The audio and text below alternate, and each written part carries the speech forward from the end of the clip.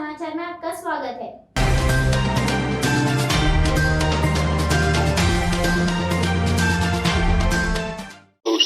That as always, you can ask as many questions as you like. Of course, Shefali would kind of moderate and regulate that part. I would like to start this interaction by formally introducing our colleague who has taken over very recently, Rajiv Kumarji, in the Election Commission. Just as the gain of ADB is a loss of ECI in respect of Mr. Lavasa, Rajiv Kumarji is not a stranger to any of you. In fact, he is not a stranger to the country as such, having been banking secretary in the most turbulent and difficult times, finance secretary of the country, and earlier establishment officer in the Department of Personnel, besides his many other distinguished his other assignments. And he is also, from the very limited interaction in the last couple of days, one can know that he is also like both of us, me and Sushilji. He plays under the radar, but plays very effectively. We last met at the time of announcement of elections to the Assembly of NCT of Delhi on January 6, 2020.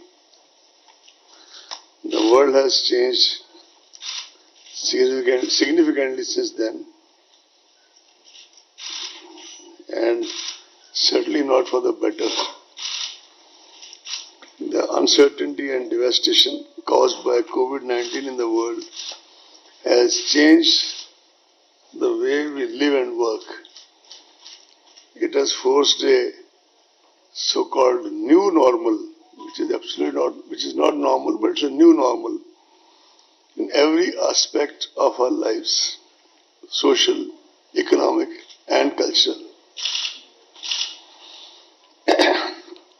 As the pandemic spread across the world, the first reaction of the election management bodies of many countries where elections were due was to postpone the elections, hoping that the pandemic would soon loosen its grip and they'll be able to conduct their elections in a more conducive environment. More than 70 countries postponed the elections. However, as the days and months passed and the COVID does not really show any sign of abating and went on unpredictable curves and trajectories, going up one day, going down, slightly down, and then very up another day, it was realized that some way would have to be found to balance the democratic rights of the citizen, of the electorate, to choose their representatives, while also making a very sincere effort and systematic effort to protect the health and safety of the people. Consequently, many countries hazarded to venture and took the courageous decision to go ahead with the elections in their election schedules, making adjustments and adherence to the new safety norms. ECI treaded safely but firmly and started by conducting elections to 18 seats of Rajya Sabha as well as some MLC elections. As you are aware, elections of Rajya Sabha are indirect, but they involve around 984 eligible electors across 8 states of the country. Stringent health and safety protocols were enforced during this election.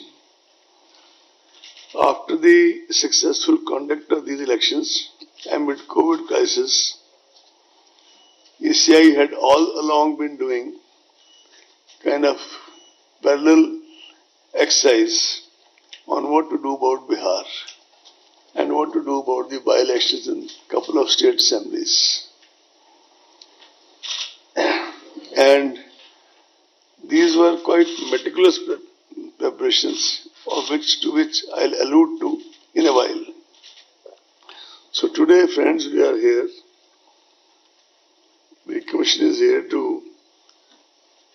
before you to announce the elections to the largest assembly of one of the largest states of India, which is Bihar. I think if you see the relative statistics, it would probably be, as a very senior friend from media said in the morning, the biggest election in the world in the COVID times, in the immediate future.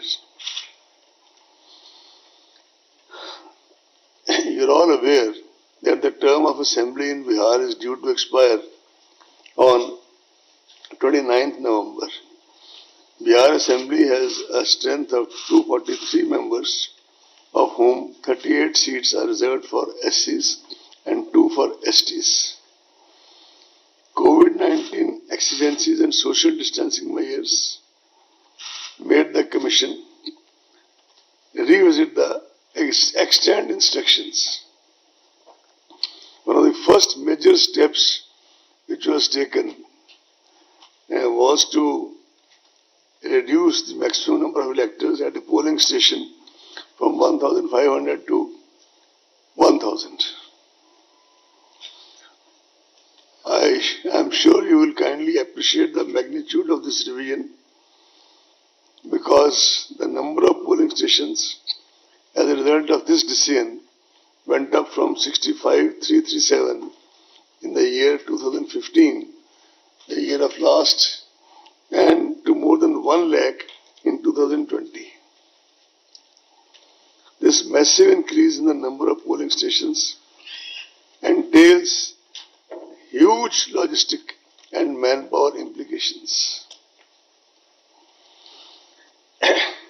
The special summary revision of the electoral rolls of Bihar was held with reference to Ek Ek 2020 as the qualifying date, and the final roll was published on February 7, 2020. The total electors in Bihar during 2015, when the last assembly elections were conducted, was 67 million. In 2022, now as we are sitting to brace for the polls, the number is about 7.29 crore. That is 72 million. Male electors in 2015 were 3.57 crore, which has now risen to 3.85 crore. Number of female electors was 3.12 crore in 2015, and now it is 3.4 crore. The number of service electors rose from 92,144 to 1.6 lakhs. As far as deployment of EVMs, etc. is concerned, the main tool of elections, 1.89 lakh BUs, 1.41 lakh CUs, and 1.73 lakh VVPATs are being deployed in Bihar. To give you further glimpse of the magnitude of logistics to conduct elections during COVID, as per report received from CEO Bihar, incidentally, we all have had series of interactions with the CEO and other officials of Bihar on a virtual basis, on which I will come to in some more detail later. More than 7 lakh units of hand sanitizers, about 46 lakh masks, about 6 lakh PPE kits, 7.6 lakh units of face shields, and about 23 lakh hand gloves have been arranged. For the voters, that is 77.2 crore single-use hand gloves have been specifically arranged when they press the EVM, etc. As per reports received from the field units and collated by CEO Bihar, there were about 18.8 1.87 lakh migrants across 38 districts of Bihar. Out of these, 16.6 lakh were eligible to vote, being more than 18 years. 13.93 lakh had their names already on the rolls. During the process of continuous updation, 2.3 lakh voters were registered and the process of updation is still on. I would take this opportunity to CEO Bihar, the district election officers there, and the election machinery at the district and sub-district level that they made assiduous efforts to connect with so many migrant workers in the process of registration.